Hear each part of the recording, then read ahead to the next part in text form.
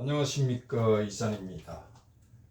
이영돈 PD께서 과거 모 신문 기사를 근거로 제시하면서 안규백의 1982년 22세 당시 서울 모처에서 있었던 모 안씨 삼형제의 무슨 여고생 사건과 관련이 있지 않나라고 추론을 하면서 언급하였습니다. 추론입니다. 이에 대해서 그의 팔자를 다시 풀어서 과거사를 복귀하여 살펴보도록 하겠습니다. 자, 이 팔자는 살중용인 살인상생이죠.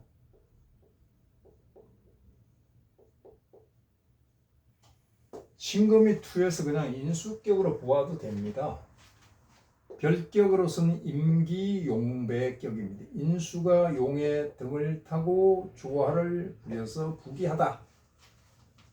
일주가 괴강이라 괴강격이다 라고 보기도 합니다. 자, 일지에 묘가 있죠. 그래서 일묘격이다 라고 볼 수도 있습니다. 오늘 이 묘에 대해서 한번 보자는 말이에요. 묘는 고이기도 합니다. 창고, 즉 저장한다라는 뜻이 있죠.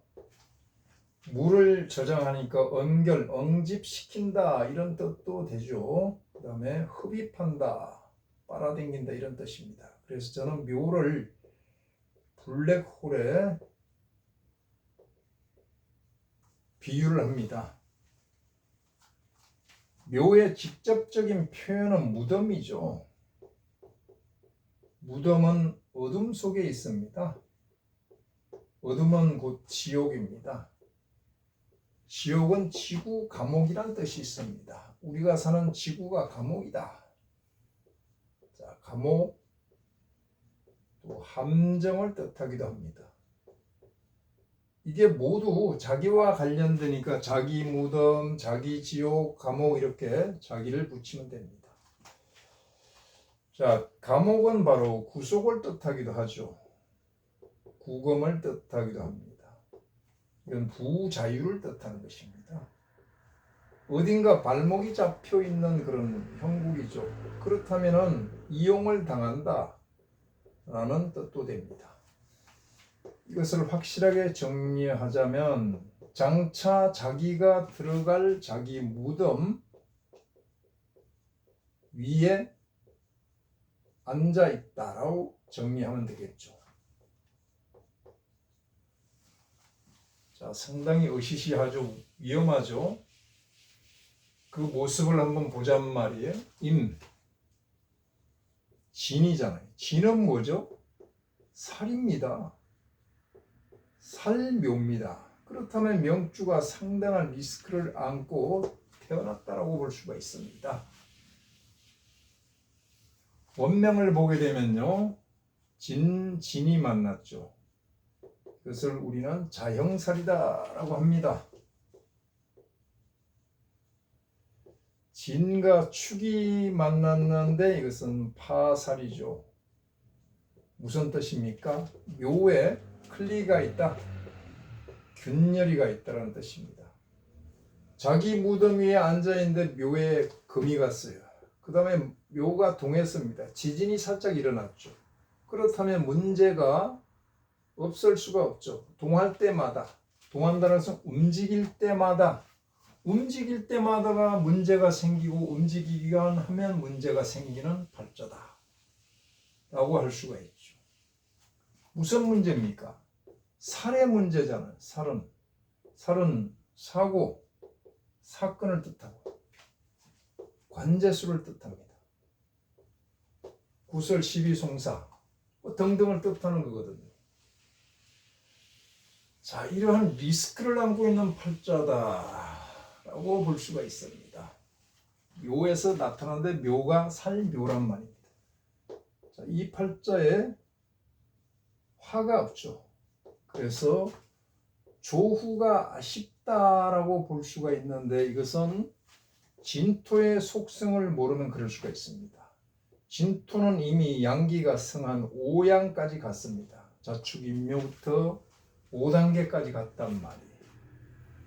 자, 이 속에는 을개무가 내장되어 있죠. 무토 땅 위에 을목 생명이 자라는데 봄에 단비가 내려서 생명을 살리고 있습니다.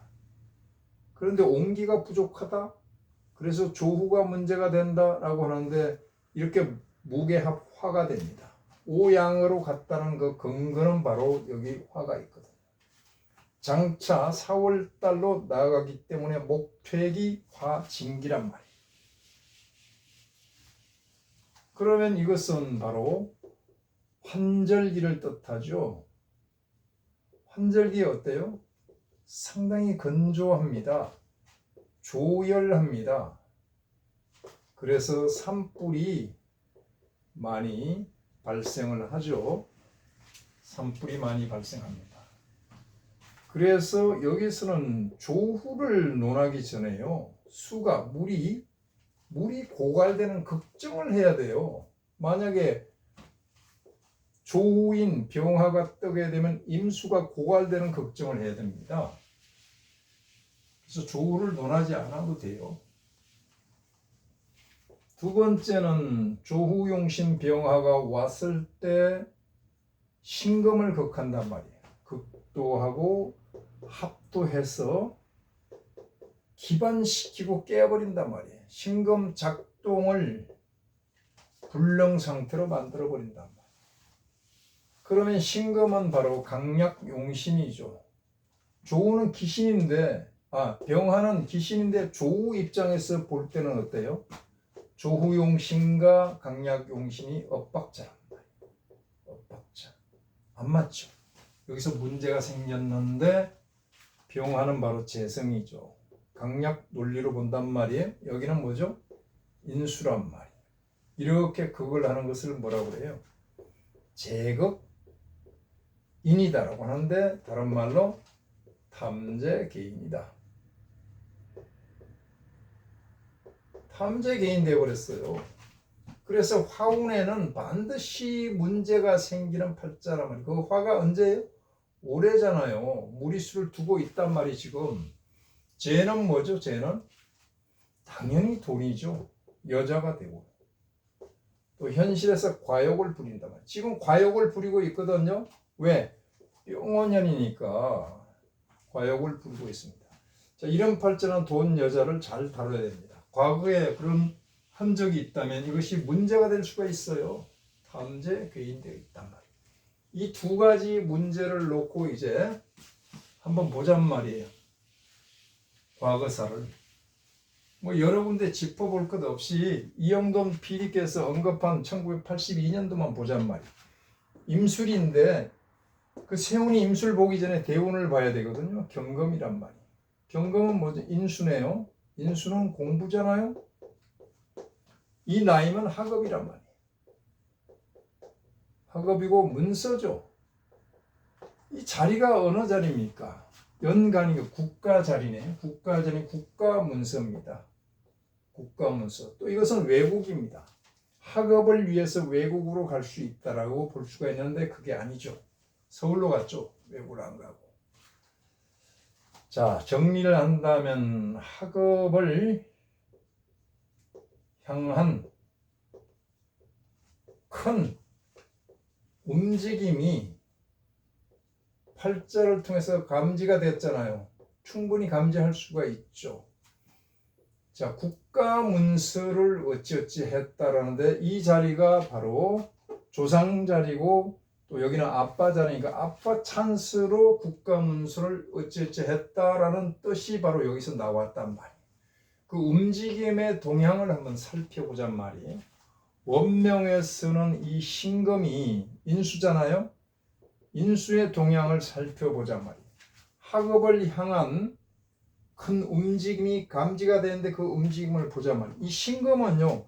가을에 이미 연걸어서 땅으로 떨어진 가을의 과일이고요. 겨울에 저장된 과일 내지 곡식입니다. 이것이 어디로 갔냐면 경금으로 갔죠. 경금은 여름에 나무에 주렁주렁 매달려서 햇빛을 받아서 익어가는 과일입니다. 자, 그럼 가을에서 여름으로 갑니까? 여름에서 가을로 갑니까? 당연히 여름에서 가을로 가야 되는데 이 팔자는 신금에서 경금으로 갔으니까 여름, 겨울에서 아니지, 가을 겨울에서 여름으로 역류하고 있다만, 역류. 에너지 흐름이 거꾸로 가고 있습니다. 역류하고 있는 현상이 나타났습니다. 그렇다면 현실과 역행하는 거죠. 현실과 역행을 하니까 사회의 기본적인 상규를 벗어났다. 벗어나서 학업을 향한 큰 움직임이 감지된다고 볼 수가 있죠. 그런데 이 신금과 임수가 또 도움이 되는 역할을 하는데, 여기가 바로 조상자리, 부친자리니까 아빠 찬스가 있다라는 것을 볼 수가 있죠. 국가문수를 어찌어찌 했으니까. 자, 임목을 보잔 말이에요. 지지의 임목은 일지에서 보면 신자진을 충하니까 역마죠. 역마고 그냥 인신사에는 지살로 보기도 합니다. 지살로 보기도 하고, 띠에서 사유 축에서 보고 축 다음에 인이 오니까 이것은 급살입니다. 급살은 급작스럽게 일이 생긴다라는 뜻도 되고 그냥 급물살이다 이렇게 이해하면 되겠습니다. 급물살을 타는 거죠. 역마지살은 어때요? 이동을 뜻하죠. 이동을 하되 원행입니다. 원행을 했다는 것은 타국으로 가는 것입니다. 외국 유학을 가든지 서울로 유학을 가는 건데, 서울로 유학을 갔다. 어떤 형태로? 급물살을 탔으니까 파격적인 방법으로, 즉 여기서 보면 국가 문서 자리를 어찌어찌 했으니까 아빠 찬스도 있다라고 볼 수가 있습니다. 자, 이것을 이해하고, 청가는 사람의 일이고 지지는 현실적인 일인데, 지지를 보게 되면요, 원명에 있는 진토 두 개와 이렇게 임목이 만났습니다. 이렇게 되면 어떻게 돼요? 목국으로 됩니다. 목국으로 돼요. 왜? 대운지는 월제에서 온 것이기 때문에 포인트, 즉 에너지 직결 본부가 될 수가 있습니다. 그러면 여기는 살이죠. 목은 무엇입니까? 상관으로 갔잖아요. 상관으로. 이것을 정리한다면 어떻게 돼요? 살이 화해서 상관이 됐다. 살화 위상관 이렇게 정리할 수 있죠. 그렇다면은 이는 또 축을 만났단 말이에요. 이것은 상관이고 이것은 관이란 말이에요.